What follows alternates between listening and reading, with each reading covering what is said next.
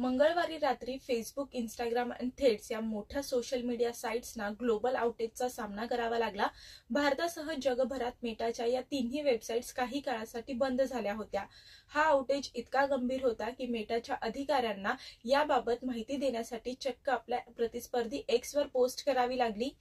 एक्सचे मालक एलॉन मस्कने ही संधी साधून मेटाला चांगला चिमटा काढला आहे।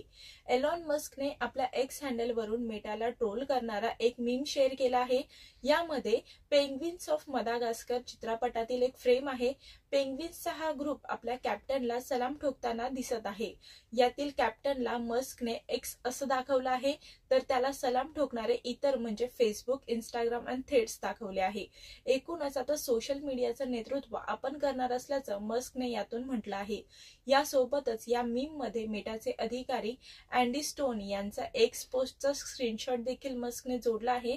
या पोस्टमध्ये अँडी म्हणतात की लोकांना आमच्या सेवा वापरण्यास अडचण होत आहे याची आम्हाला कल्पना आहे, आम्ही यावर काम करत आहोत। सुमारे 2 तासांसाठी मेटाच्या सर्व सेवा ठप्प झाल्या होत्या।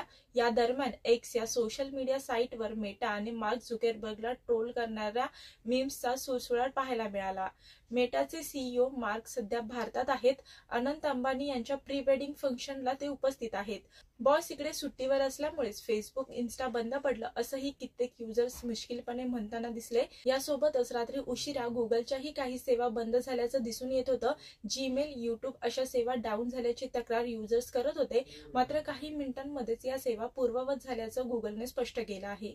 मी वर्षा काटेकर, योद्धा न्यूज, नवी मुंबई।